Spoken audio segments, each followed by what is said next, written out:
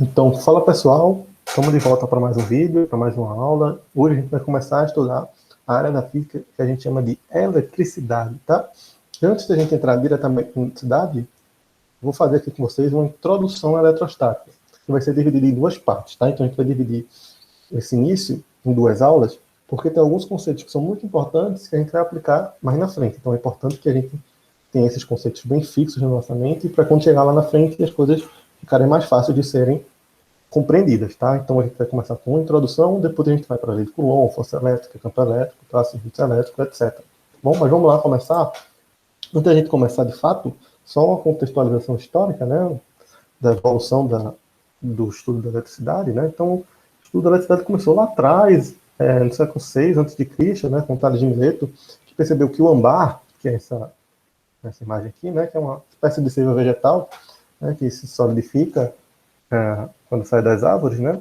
Ele percebeu que esse âmbar, quando era esfregado com peles de animais ou com alguns tecidos, depois que ele era tritado, esfregado, você aproximava eles de penas e palhas, né? Penas de animais e palhas, ele atraía essas penas e essas palhas, tá? Então você já tinha ali o primeiro fenômeno elétrico observado por Tales de Mileto, tá? E o âmbar, né, em grego, ele é chamado de elétron, daí que vem o nome de elétron, né? Então a gente percebeu essa questão da atração aí, né, entre corpos, nesse caso é uma atração elétrica, com Tales de Mileto lá no século VI a.C.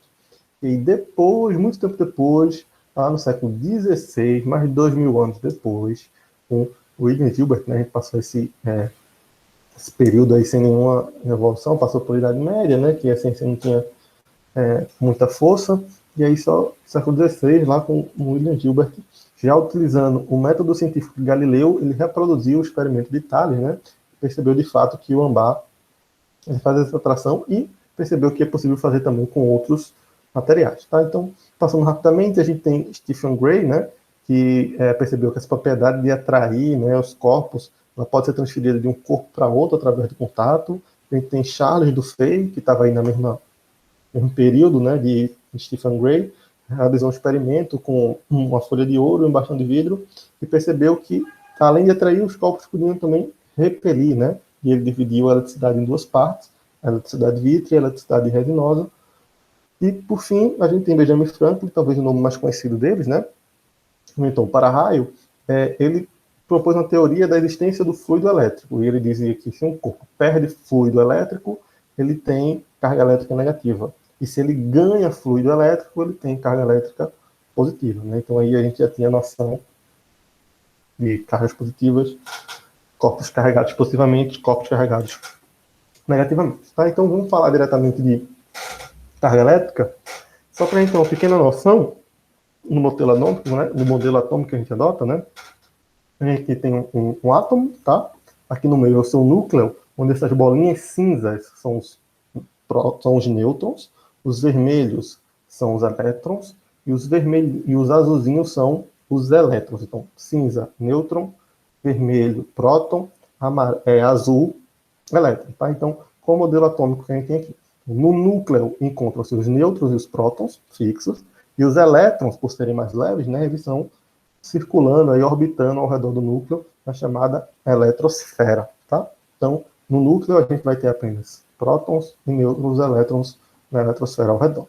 Bom, e aí a gente consegue fazer um experimento com nêutrons, prótons e elétrons, que é o seguinte: você pega um ímã e lança essas partículas dentro desse ímã e vê o que acontece. Quando se lançam prótons no meio do ímã, ele passa reto. Não, nada acontece com ele, tá? Quando você lança um próton, o próton sofre um desvio para cima. E quando você lança um elétron, o elétron sofre um desvio para baixo.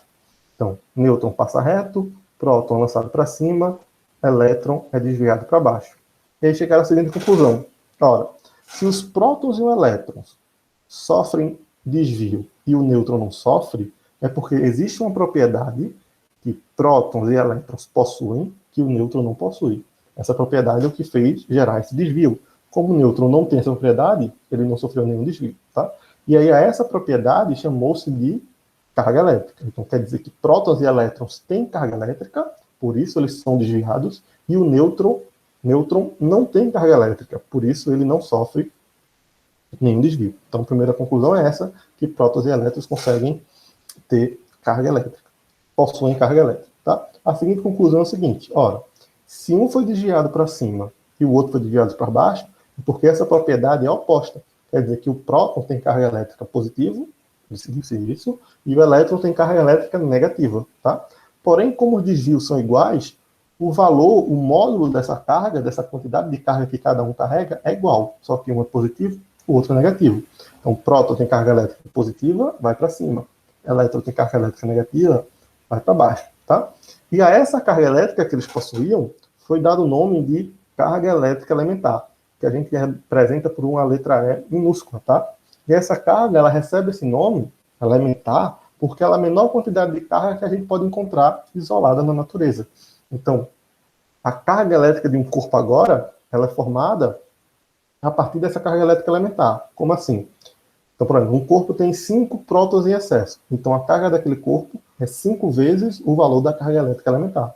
Cada próton representa uma carga elétrica. Né? Cada elétron representa uma carga elétrica negativa.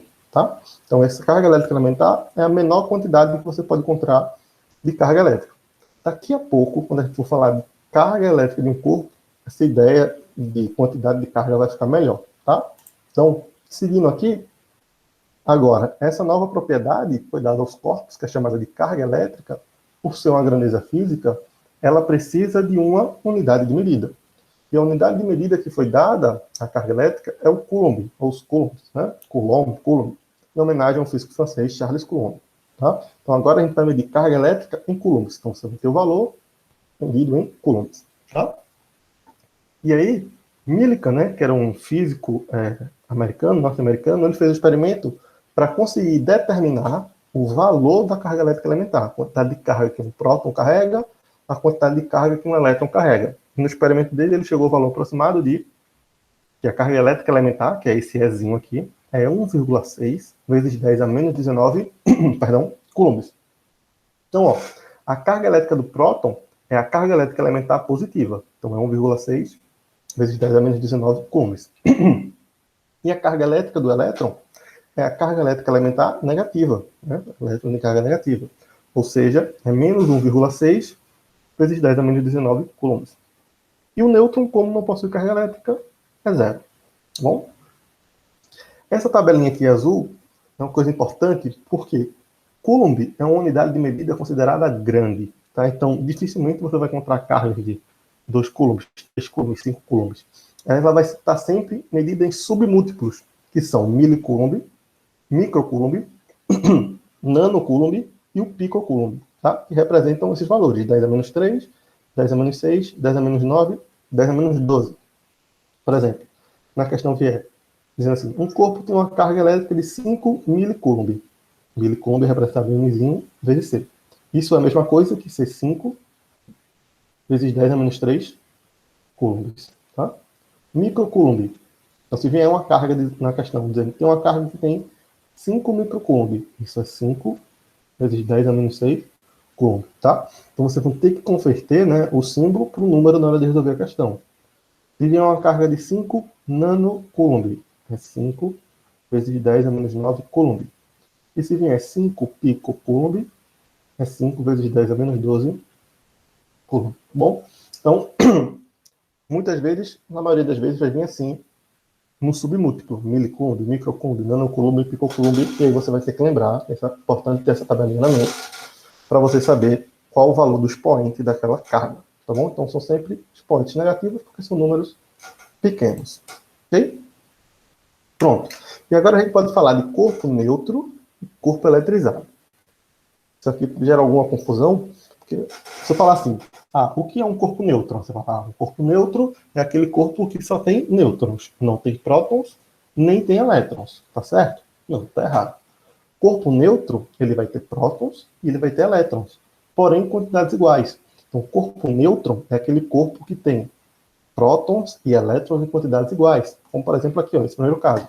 A gente tem 7 prótons e 7 elétrons. Como as cargas deles são de sinais negativos, né, são iguais, é aquele valor lá, 1,6 vezes 10 a menos 19, só que um é positivo e o outro é negativo, então um cancela com o outro. Então, se eu tenho 10 prótons e 10 elétrons, eles vão se anular. Se eu tenho 1 milhão de prótons, 1 milhão de elétrons, eles vão se anular e o corpo vai estar neutro. Então, guarda isso aí. Corpo neutro é aquele corpo que tem quantidade de prótons igual à quantidade de elétrons. Mas o corpo neutro tem prótons e o corpo neutro tem elétrons. A mesma coisa, corpo positivo e corpo negativo. Um corpo eletrizado positivamente tem elétrons? Tem. Você fala, oxe, como assim? Tem. Um corpo eletrizado positivamente tem elétrons, porém tem mais prótons do que elétrons. Então, por exemplo, aqui, ó, a gente tem 7 prótons e 4 elétrons. Quer dizer que sobrou 3 prótons em excesso.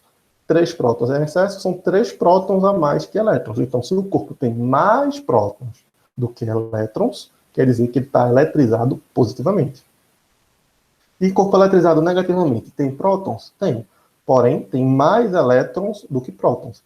E a gente tem 8 elétrons e 5 prótons. Então, 5 prótons se cancelam com 5 elétrons, sobrando 3 elétrons em excesso. Então, se tem elétrons em excesso, aquele corpo está carregado com carga elétrica negativa. Tá bom? E a gente pode dizer que eletrizar um corpo é mexer na quantidade de prótons e elétrons. Então, se você quer eletrizar um corpo, basta que você deixe a quantidade de prótons diferente da quantidade de elétrons. Se você quiser um corpo positivo, mais prótons do que elétrons. Se quer deixar um corpo negativo, mais elétrons do que prótons. E é baseado nisso que a gente consegue medir ou quantizar, né, calcular a carga elétrica de um corpo. Você vai utilizar essa fórmula aqui, ó, onde esse Q maiúsculo representa a carga do corpo, a carga elétrica do corpo. E essa carga você calcula como sendo mais ou menos N vezes zero. Como assim mais ou menos? Primeiro, esse N é o número de cargas elétricas em excesso que a gente está falando agora. Então, se um corpo tem 10 prótons e 7 elétrons, quer dizer que ele tem 3 prótons em excesso. Então, esse N vai ser 3, tá? Você tem 15 elétrons e 10 prótons, quer dizer que você tem 5 elétrons sobrando. Ou seja, você tem 5 elétrons em excesso. Então, esse N vai ser 5, tá? E o N é o valor da carga elétrica elementar. 1,6 vezes 10 a menos 19, né? Aquela história. Então, se um corpo tem 3 prótons em excesso, a carga dele é a soma da carga dos 3 prótons, ou seja, 3 vezes a carga do próton, tá? Então, N, a quantidade de cargas em excesso, e E é o valor da carga de cada uma dessas cargas, que é a carga elétrica elementar. E o mais ou menos? Você vai deixar mais se tiver prótons em excesso, e vai deixar menos se tiver elétrons em excesso. Vamos ver exemplos com números, né? Então, para esse primeiro caso aqui, a gente tem 7 prótons e 7 elétrons. Então, o número de cargas em excesso, né, que é o N, isso é um N, tá? É zero. Ele não tem cargas em excesso. E aí, na hora da gente calcular a carga é mais ou menos N vezes E. Aí fica mais ou menos 0 vezes 1,6, que é o valor da carga elétrica elementar, que a gente viu lá, vezes 10 a menos 19. 0 vezes qualquer coisa, 0. Então a carga aqui é 0. Então o corpo eletricamente neutro tem carga elétrica igual a 0. Vamos ver esse daqui de baixo. A gente tem 8 prótons e tem 7 prótons e 4 elétrons. 7 prótons e 4 elétrons quer dizer que tem 3 prótons em excesso. Então, na hora da gente calcular a carga, vai ser mais, porque tem prótons em excesso, N vezes E. Então, a carga vai ser mais vezes mais 3, que é o número de prótons em excesso, vezes a carga elétrica, que é 1,6 vezes 10 a menos 19. Se você fizer a conta, 3 vezes 1,6 vai dar 4,8 vezes 10 a menos 19 coulombs, tá? Então nem precisa colocar o mais, né? Porque já sabe que é positivo.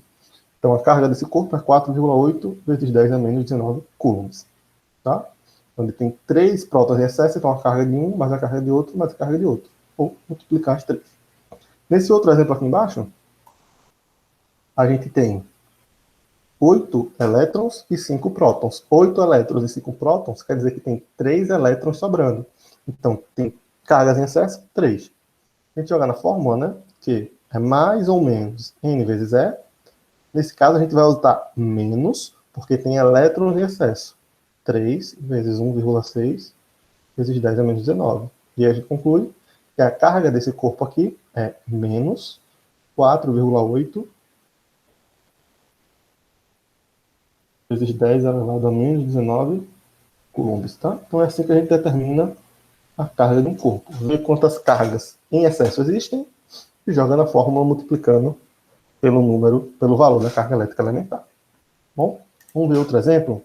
Diz assim: determine a carga elétrica de um condutor que está inicialmente neutro. Então, se ele está neutro, quer dizer que ele tem prótons e elétrons em quantidades iguais. Então, se ele tem 1 milhão de prótons, ele vai ter 1 milhão de elétrons.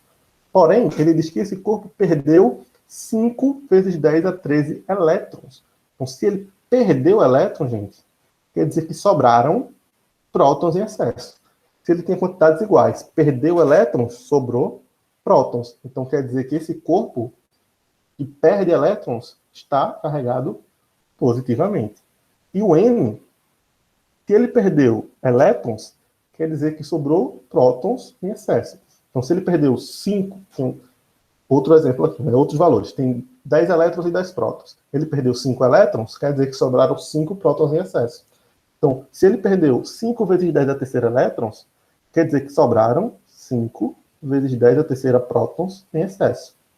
E na hora de calcular essa carga, né, mais ou menos N vezes E, vai ser mais, porque tem prótons em excesso.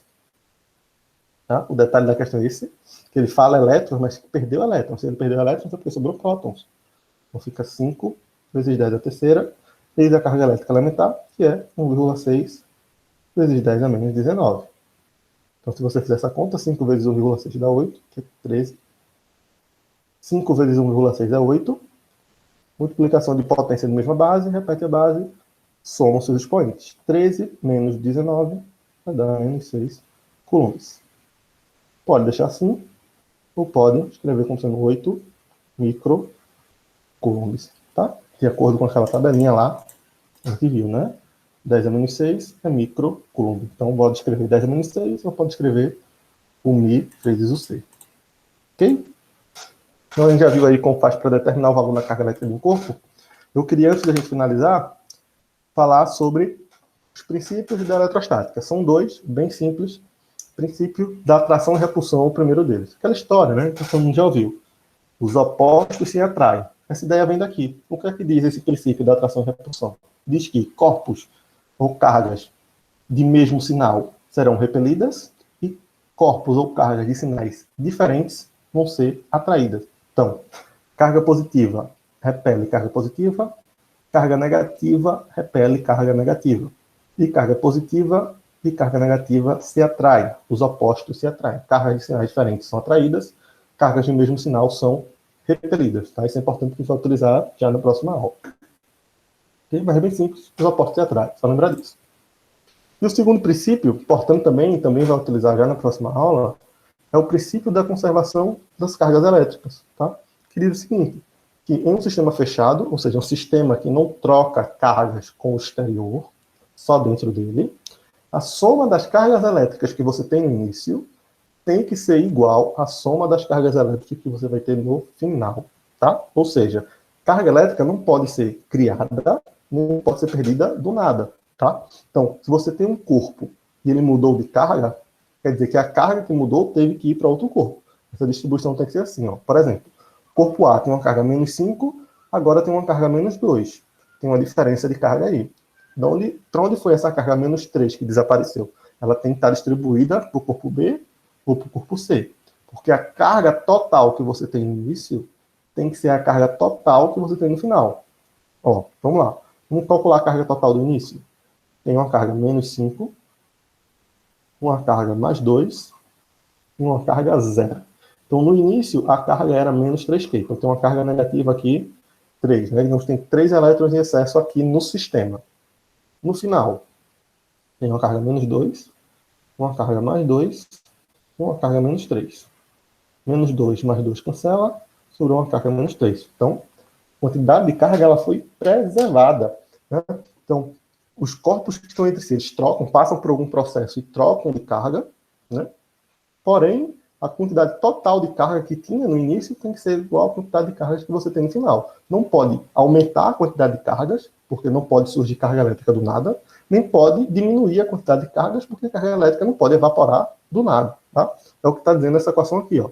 E o somatório das cargas antes tem que ser igual ao somatório das cargas depois. É o que a gente fez aqui. Somou antes e somou depois. Isso tem que ser sempre igual. Tá? Importante isso aqui também. Por último, nosso último slide, só uma palavrinha sobre condutores e isolantes elétricos. Tá? Qual é a diferença de um condutor elétrico para um isolante elétrico? Bem simples. Um corpo que é condutor elétrico é aquele corpo que permite que as cargas elétricas dentro dele se movimentem com grande liberdade. Então, um fio de cobre, por exemplo, que é um condutor elétrico, né? Ele vai deixar os elétrons, a eletricidade que está ali, se movimentar dentro dele, ou seja, vai passar de um lado para o outro. Ele leva a eletricidade, porque ele deixa as cargas que estão ali dentro se movimentarem. Já os isolantes elétricos, ou os dielétricos, né, podem ser chamados assim também, são os corpos em que eles não deixam, não permitem que essas cargas elétricas se movimentem com grande liberdade dentro dos corpos. Né? Então você pega, por exemplo, a borracha, que é um isolante, bota elétrons ali dentro, passa a eletricidade, os elétrons não vão conseguir ser transferidos de um lado para o outro, porque como aquilo é um corpo isolante, os isolantes não deixam as cargas se movimentarem. Então, condutores elétricos permitem a movimentação com grande liberdade das cargas, e os isolantes não permitem essa movimentação. Tá bom? A diferença é só essa. E uma coisa interessante também, importante que a gente tem em mente, é que quando a gente tem condutores, aqui embaixo eu estou falando somente de condutores, tá? São dois condutores aqui, um carregado negativamente, outro carregado positivamente. Nos corpos condutores, as cargas elétricas em excesso ficam distribuídas na sua superfície externa, tá? Então, se eu tenho um corpo carregado eletricamente negativamente, né, os elétrons ficam na superfície externa, e se eu tenho um corpo carregado positivamente, os prótons ficam na superfície externa. Isso para condutores, tá? Fala, por que isso acontece? Por causa da repulsão, né? Lembra que elétron repele elétron. Então, esse elétron se repele com esse, então eles vão cada um para um lado, são repelidos. O de cima se repele com o de baixo, vai cada um para um lado. A mesma coisa com os prótons, né? Eles se repelem, então eles vão para o mais longe possível um do outro. Então, eles se distribuem dessa forma na superfície do condutor por causa da repulsão. Tá? Então, guardem isso, condutores permitem a movimentação com grande liberdade das cargas e os isolantes elétricos não permitem essa movimentação. E nos condutores, as cargas em excesso ficam expostas na sua superfície. Ok, gente? Então, era isso que eu queria falar com vocês hoje, essa introdução à eletricidade. Próxima aula a gente continua falando de processo de eletrização, faz alguns exercícios também, tá bom? Espero que vocês tenham entendido. A gente se encontra na próxima aula. Forte abraço. Tchau, tchau.